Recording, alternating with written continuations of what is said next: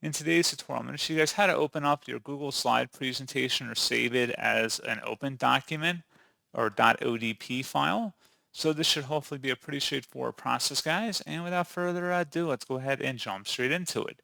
So all you have to do is open up your presentation, select the File tab at the top left, select Download, and then select ODP document. Give it a moment to download.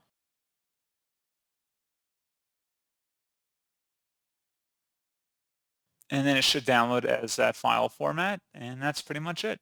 So as always, thank you guys for watching this brief tutorial. I do hope that was able to help you out, and I do look forward to catching you all in the next tutorial. Goodbye.